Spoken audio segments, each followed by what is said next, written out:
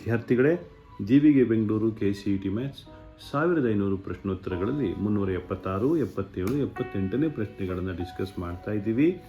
ನಿಮಗೆ ಈ ಚಾನಲಿಂದ ಉಪಯೋಗ ಆದರೆ ಸಬ್ಸ್ಕ್ರೈಬ್ ಆಗಿ. ಪ್ರಶ್ನೆ, number of terms in this expansion x plus a power n plus x minus a power n ಅಂತಿದೆ.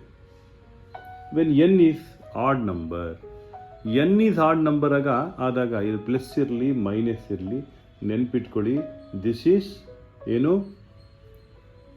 n plus 1 divided by 2 is the total number of terms. Next question, memory ಇಟ್ಕೊಳ್ಬಂಥದ್ದು.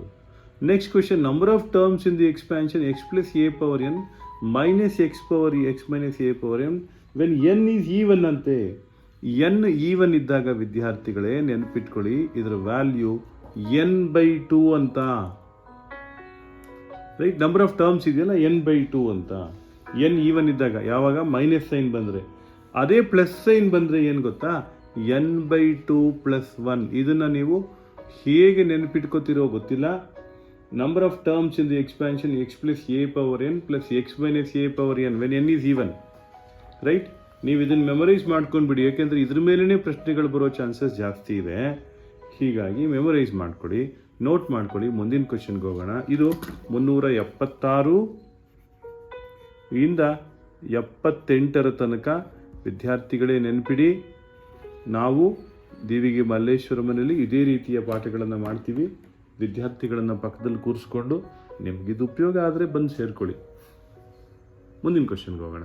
ವಿದ್ಯಾರ್ಥಿಗಳೇ, ದೇವಿಗೆ Bengaluru KCET maths 1500 ಪ್ರಶ್ನೋತ್ತರಗಳಲ್ಲಿ 379, 80 ಮತ್ತು 81ನೇ ಪ್ರಶ್ನೆಗಳನ್ನು discuss ಮಾಡ್ತಾ ಇದ್ದೀವಿ. Total number of terms in the expansion of x plus a whole power 100 plus x minus a whole power 100 ಅಂತಿದೆ. After simplification n ಏನಪ್ಪ 100, ಮಧ್ಯ ಏನು ಸೈನ್ ಇದೆ, ಪ್ಲಸ್ ಇದೆ. ನೀವೇನು ಮಾಡಿ, n by 2 ಪ್ಲಸ್ 1 ಅಂತ ನಿಮ್ಗಾಗಲೇ ಹೇಳ್ಕೊಟ್ಟಿದ್ದೀನಿ. This is equal to 50 by 2 plus 1, that is 50 plus 1, 51 is a correct answer. ಈಗ sum of coefficients of this expansion ಅಂತಿದೆ. ನಾನೇನು ಮಾಡ್ತೀನಿ ನೋಡಿ, 1 plus x minus 3x square power 3148 ಅಂತಿದೆಯಲ್ಲ, ಇದನ್ನು ನಾನು ಬರ್ಕೊಂಡು ಹೋಗ್ತೀನಿ. a0 x power 0 plus a1 x power 1 plus a2 x power 2 ಹೀಗೆ ಬರ್ಕೊಂಡು ಹೋಗ್ತಾ ಇರ್ತೀನಿ. ಇದು ಎಷ್ಟಾಗುತ್ತೋ ನನಗೂ ಗೊತ್ತಿಲ್ಲ. ಫ್ರ್ಯಾಂಕ್ಲಿ ಸ್ಪೀಕಿಂಗ್, ನನಗೂ 3148 ಇದನ್ನು ಎಕ್ಸ್ಪ್ಯಾಂಡ್ ಮಾಡಿದಾಗ ಎಷ್ಟು ಬರುತ್ತೋ ಗೊತ್ತಿಲ್ಲ. ಬಟ್ ನಂಬರ್ ಆಫ್ ಟರ್ಮ್ಸ್ ಅಂತೂ ಹೇಳಬಲ್ಲೆ. 3148 ಪ್ಲಸ್ 1, 3148 ಪ್ಲಸ್ 2 ಡಿವೈಡೆಡ್ ಬೈ 2 ಅಂತೇನೋ ಒಂದು ಫಾರ್ಮುಲಾ ಇದೆ. ಬಟ್ ಅದು ಯಾವುದು ನಂಗೆ ಇಂಪಾರ್ಟೆಂಟ್ ಅಲ್ಲ. ನನಗೆ ಬೇಕಾಗಿರೋದು ಏನು ಗೊತ್ತಾ, ವಾಟ್ ವಿ ನೀಡ್. ನಮಗೆ ಬೇಕಾಗಿರೋದೇನು ಹೇಳಿ, a0 plus a1 plus a2 ಹೀಗೆ ಹೋಗ್ತಾ ಇದ್ದರೆ ಲಾಸ್ಟ್ ಟರ್ಮ್ ತನಕ ಆಗುವ ಸಮೇಷನ್ ಏನು ಅಂತ ಅಷ್ಟೇ. ನಿಮ್ಗೆ a0 a1 a2 ಬೇಕಲ್ವಾ, ಎಕ್ಸಿಗೆ 1 ಹಾಕ್ಬಿಟ್ರೆ a0 into 1, a2 into 1, a3 into 1, a4 into 1, blah blah blah blah blah, last n into 1 ಅಂತ ಆಯಿತು. ಆವಾಗ a0 a1 a2 up to an ಬಂದ್ಬಿಡ್ತಲ್ವಾ. ಅದೇ ಸಮ್ ಆಫ್ ದಿ ಕೋಯಿಫಿಷಿಯೆಂಟ್. ಇವ್ರು ಏನು ಕೇಳ್ಕೊತಾ ಇದ್ದಾರೆ ಅಂದರೆ, ಸಮ್ ಆಫ್ ದಿ ಕೋಯಿಫಿಷಿಯೆಂಟ್, ಅದು ಎಲ್ಲವನ್ನ ಕಂಡಿಡಿರಿ ಅನ್ನೋ ಇನ್ನೂ ಸರಳ ಭಾಷೆಯಲ್ಲಿ ಹೇಳ್ಬೇಕಂತ ಹೇಳಿದ್ರೆ, you have to find out a0 to an. n value ಏನೇ ಆಗಲಿ, ಆಯಿತಾ, that n need not be the power, right. ಅದನ್ನು ಅವ್ರು ಕೇಳ್ತಾ ಇರೋದು. ಸೊ ನಮಗದು ಬೇಕಂದರೆ x ಇಸ್ ಈಕ್ವಲ್ ಟು 1 ಹಾಕಿದ್ರೆ ಆಯಿತು. x ಇಸ್ ಈಕ್ವಲ್ ಟು 1 ಬಲಬದಿಗೆ ಹಾಕಿದ್ರೆ ಎಡಬದಿಗೆ ಕೂಡ ಹಾಕಬೇಕಲ್ವಾ. ಇದೆಲ್ಲವೂ ಸೇರಿ ಇವಾಗ ಏನಾಯಿತು, x ಇಸ್ ಈಕ್ವಲ್ ಟು 1 ಹಾಕಿದಾಗ a0 a1 a2 a3 a4 ಎಲ್ಲ ಆ್ಯಡ್ ಆಯಿತು. ಸೊ ನಾವು ರೈಟ್ ಸೈಡ್ಗೆ x ಇಸ್ ಈಕ್ವಲ್ ಟು 1 ಹಾಕಿದಾಗ ಲೆಫ್ಟ್ ಸೈಡ್ಗೂ x ಇಸ್ ಈಕ್ವಲ್ ಟು 1 ಹಾಕಬೇಕು. ಅದನ್ನು ಇಲ್ಲಿ ಹಾಕ್ತಾ ಇದ್ದೀನಿ ನೋಡಿ. x is equal to 1 plus 1 minus 3, that is 2 minus 3 power 3148. 2 minus 3 ಅಂದರೆ minus 1, minus 1 power even number is plus 1. ಅರ್ಥ ಆಯ್ತಾ ವಿದ್ಯಾರ್ಥಿಗಳೇ? That is plus 1. ಅದೇ ರೀತಿ ಇನ್ನೊಂದು ಪ್ರಶ್ನೆ ಇದೆ ನೋಡಿ, ಇಲ್ಲಿ ಭಾಳ ಚೆನ್ನಾಗಿದೆ.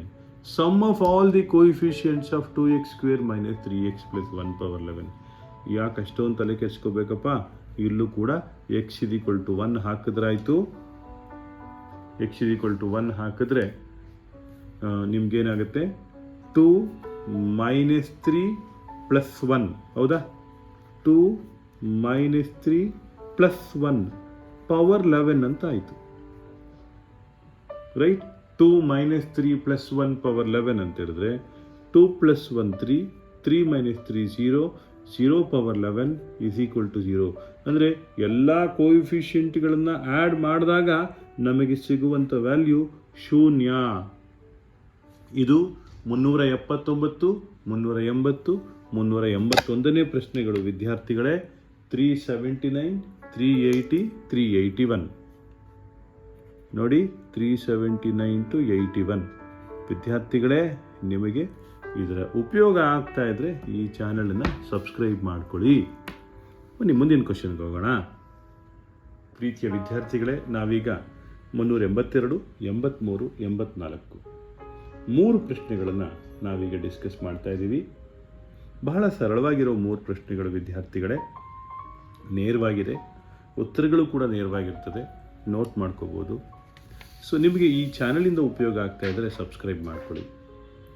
ಈ ಮೊದಲನೇ ಕ್ವಶನ್ನು ಸಮ್ ಆಫ್ ದಿ ಕೋಯಿಫಿಷಿಯೆಂಟ್ಸ್ ಅಂತಿದೆ ನೋಡಿ. ಸಮ್ ಆಫ್ ದಿ ಕೋಯಿಫಿಷಿಯೆಂಟ್ಸ್ ಇದೆಯಲ್ಲ, ಈ 3 ಎಷ್ಟು ಸಿಂಪಲ್ ಅಂತ ಹೇಳಿದ್ರೆ, ಪುಟ್ x = y = z = 1. ಅವಾಗೇನಾಯಿತು? 1 + 2 + 1 ಪವರ್ 10 ಅಂದರೆ 4 ಪವರ್ 10 ಆಯ್ತಲ್ವಾ? Sum of the coefficients 4 power 10. ಈ ನೆಕ್ಸ್ಟ್ ಕ್ವಶನ್ ನೋಡಿ, summation 1 + 2 + 3 up to n when x is 1 ಹೌದಾ? ಅಂದರೆ ಇಲ್ಲಿ ಏನಾಗ್ತಾ ಇದೆ, ಸಮ್ ಆಫ್ ದಿ ಕೋಎಫಿಷಿಯೆಂಟ್ಸ್ ಬೇಕಾಗಿರೋದ್ರಿಂದ ನಾನೇನು ಮಾಡ್ತೀನಿ, I will put x = 1. Therefore summation n is given by 1 + 2 + 3 up to n ಹೌದಾ? ಹೋಲ್ ಸ್ಕ್ವೇರ್ ಆಯಿತು. ಏನಿದು formula? n × n + 1 divided by 2 whole square. ನೆನಪಿದೆ ಅಂತ ಅಂದ್ಕೊಂಡಿದ್ದೀನಿ ವಿದ್ಯಾರ್ಥಿಗಳೇ. This is sigma n cube. Sigma n cube ಅಂದರೆ ಏನು? 1 cube + 2 cube + 3 cube up to n cube is actually given by n × n + 1 divided by 2 whole square ಇದು. ಹೀಗಾಗಿ sigma n cube ಆಯಿತು. Reminder obtained when 1 factorial + 2 factorial 3 factorial up to n 11 factorial is divided by 12 ಅಂತಿದೆ.